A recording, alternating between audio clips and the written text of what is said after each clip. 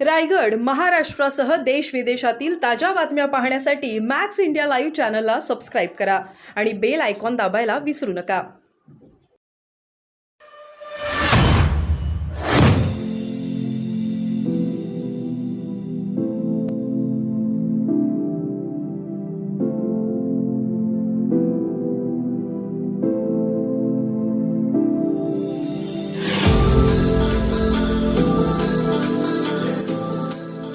तुम्ही कसं बघता? विरोधक आरोप करताय की महाराष्ट्राच्या तोंडाला पानं पुसलेली आहेत. माननीय प्रधानमंत्री मोदीजींनी भारत देशाला जगातली तिसरी आर्थिक महासत्ता आणि त्याकरता जे काम सुरू केलं आहे आणि लोकसभा निवडणुकीत जो मॅनिफेस्टो जो जाहीरनामा मोदीजींनी दिला होता तो जाहीरनामा आणि त्या जाहीरनाम्याप्रमाणे हा देश पुढे नेण्याकरता मोदीजींनी आज पहिला अर्थसंकल्प दिला. मी मोदीजींचं अभिनंदन करतो, मंत्रिमंडळाचं आणि निर्मला सीतारामन यांचेही अभिनंदन करतो.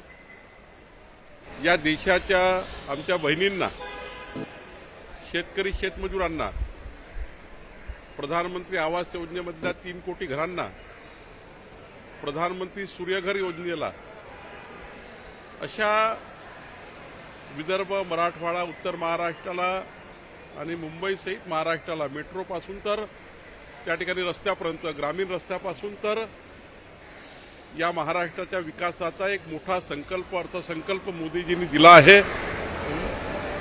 या अर्थसंकल्पातनं महाराष्ट्राला मजबूती मिळणार आहे. केंद्रातलं सरकार आणि राज्यातलं सरकार हे डबल इंजिन सरकार या महाराष्ट्राच्या 14 कोटी जनतेकरता प्रचंड ताकदीने या ठिकाणी पुढे जाणार आहे. राहिला प्रश्न विरोधकाचा. विरोधक हे नेहमीच टीका करत असतात, त्यांचा भोंगा वाजतच राहणार आहे. पण त्या भोंग्याकडे बघण्याचा काही अर्थ नाही. खरं तर जे लोक आज या अर्थसंकल्पावर टीका करतात त्यांनी कधी गरीब कल्याणाचा विचार केला नाही, त्यांनी मध्यमवर्गीयाचा विचार केला नाही, कधी इन्कम टॅक्समधनं लोकांना सूट द्यावी असा विचार केला नाही. आज मोदीजींनी मध्यमवर्गीय आर्थिक दुर्बल परिवारांना प्रचंड मोठी इन्कम टॅक्समधून सूट दिली आहे. युवकांना रोजगार देणे, युवकांना रोजगाराच्या संधी उपलब्ध करणे आणि मोठ्या प्रमाणावर या ठिकाणी बजेट आपण बघितलं आहे, त्यामुळं जास्त विस्तृत मी बोलणार नाही. पण या महाराष्ट्राला सुद्धा, विदर्भाला सुद्धा खूप मोठा न्याय सिंचन प्रकल्पापासून सर्वांनाच मिळाला आहे. देवेंद्र फडणवीस हे अमित शहा यांच्या मनातले मुख्यमंत्री नाही असं संजय राऊत म्हणाले. तुम्ही संजय राऊतांवर बोलत नाही, फार आज बोलणार आहात त्याच्यावर? असं आहे की माननीय अमित भाईंनी स्पष्टपणे सांगितलं की महायुतीचं सरकार येणार आहे आणि त्यामुळं महायुतीचं सरकार आल्यानंतर मुख्यमंत्री पदाकरता कुणाचाही वाद नाहीये. एकनाथ शिंदे मुख्यमंत्री आहेत आणि भाजपाचा जास्त मतदारसंघ असल्यामुळे, भाजप जास्त सीट असल्यामुळे साधारण भाजपच्या नेतृत्वाचं सरकार येतं. त्यामुळं संजय राऊतांनी पहिले आपल्या महाविकास आघाडीकडे बघावं. महाविकास आघाडीमध्ये 10 मुख्यमंत्री तयार झाले आहेत.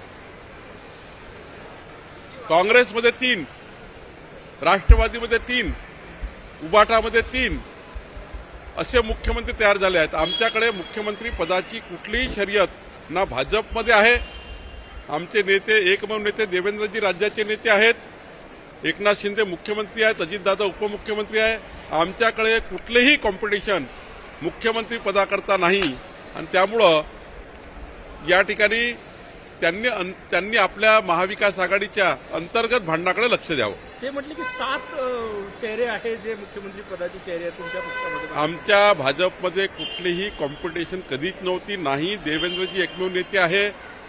त्यानंतर राहिला प्रश्न, एकनाथ शिंदेजी मुख्यमंत्री आहेत, अजितदादा डेप्टी सीएम आहेत. कुणाची मुख्यमंत्री पदाकरता फार लालसा नाही आहे. पहिला प्रश्न असा आहे की केंद्रातलं सरकार पुढचे 5 वर्ष आहे.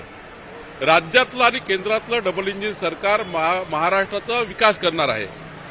महाविकास आघाडी हे या ठिकाणी मतं घेऊ पाहते आहे, पण महाविकास आघाडीला मत देणं म्हणजे केंद्रातल्या मोदींच्या संपूर्ण आज जाहीर केलेल्या योजना, माननीय एकनाथ शिंदे सरकारच्या संपूर्ण योजना, जसं आज अंगणवाडीच्या सेविकेकरता मोठ्या प्रमाणावर पर्यवेक्षकाकरता आज त्या ठिकाणी इन्शुरन्सची योजना दिली, जी अनेक वर्षापासून प्रलंबित होती.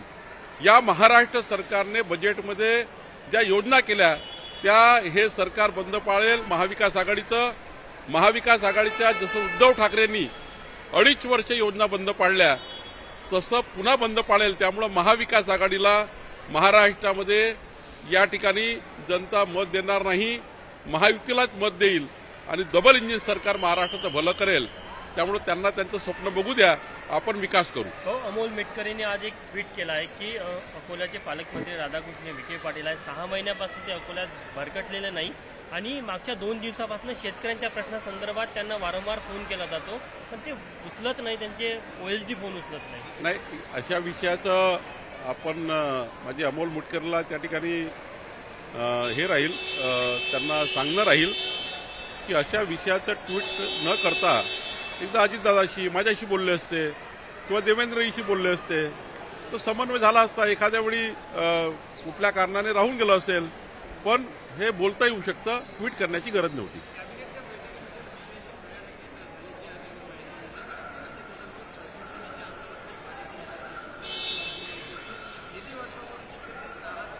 काही बातम्या येतात तो बाहेर मंत्रिमंडळामधल्या, जे झालं नाही त्या बातम्या येतात. आता एखाद्या मंत्र्यांनी एखाद्या विषयाकरता अर्थमंत्र्याकडे पैसा मागणे, निधी मागणे, ते काही गैर नाही. आणि अजितदादाला त्यांना सांगणंही गैर नाही की बाबा आपण मोठ्या प्रमाणावर गरीब कल्याण, मध्यमवर्गीय कल्याणाच्या व्यक्तिगत लाभाच्या योजना केल्या आहे, लाडली बहीणसारखी योजना आणली आहे, अनेक योजना केल्या आहेत. त्यामुळं इतर कामाकरता जास्त पैसा राहू शकणार नाही. त्यामुळे याच्यात काही गैर नाही, लोक वाढवून चाळून सांगतात. हो, संपर्क यात्रा पुढे ढकलण्यात आली नाही, काही संपर्क यात्रा पुढे ढकलण्यात आली नाही. आता आम्ही या 26, 27, 28 तारखेला आमच्या विभागीय बैठका आहे. त्यानंतर आमची जी कार्यकर्ता संवाद बैठकी आहेत जिल्ह्याच्या 1,500 पदाधिकारी कार्यकर्त्यांच्या, त्या साधारण 1, 2, 3 तारखेला संपूर्ण 69 जिल्ह्यात आहे. नंतर त्या ठिकाणी 9, 10, 11ला राज्याच्या 750 तालुका मंडळामध्ये, जे आमचे तालुका मंडळ आमच्या संघटनेच्या दृष्टीने आहे, तिथे आमच्या 400-500 कार्यकर्त्यांचा संवाद आहे. आणि त्यामुळं कार्यकर्ता संवाद यात्रा आहे. आणि नंतर मात्र मग आम्ही प्रत्येक घरी दोन्ही सरकारचं बजेट, दोन्ही सरकारचे कामं आणि पुढच्या काळामध्ये घरोघरी जाऊन घर चलो अभियान करणार, संवाद यात्रा करणार. पण संवाद यात्रेचं स्वरूप नाही आहे.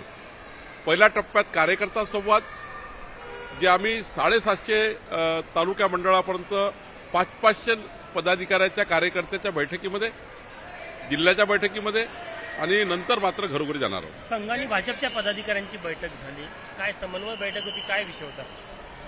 विचार परिवारासोबत आमची नेहमीच बैठक होतं, ही काही नवीन बैठक नाही.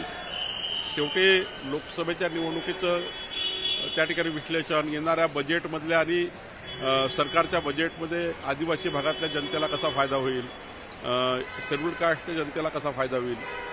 विचार परिवार हा समाजाच्या कल्याणाकरता, राष्ट्र कल्याणाकरता, समाज कल्याणाकरता भारतीय जनता पक्षानं काय अपेक्षित काम केलं याचा नेहमी समन्वय होत असतो. रद्द करण्याचे आदेश महायुतीने दिले गेले, त्यामुळे हे कायम राहील का?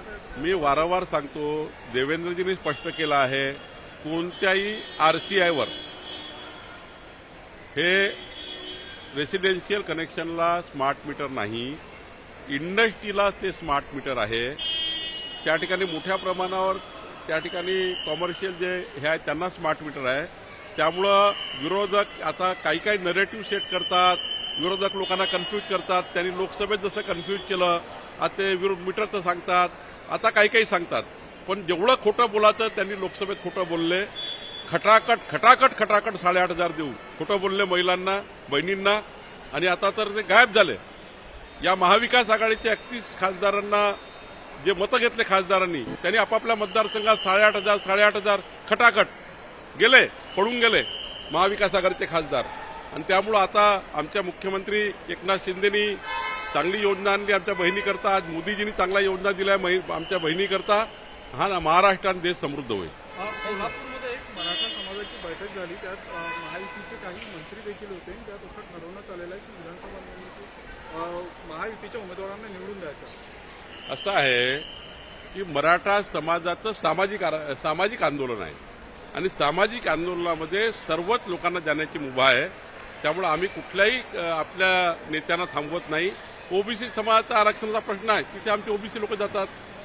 मराठा समाजात लोक जातात. त्यामुळे सामाजिक आंदोलनामध्ये आपापल्या समाजाला भलं करून देण्याकरता त्याच्या नेतृत्वाने लढलं पाहिजे आणि त्याला भारतीय जनता पार्टीचं समर्थन आहे. थँक्यू.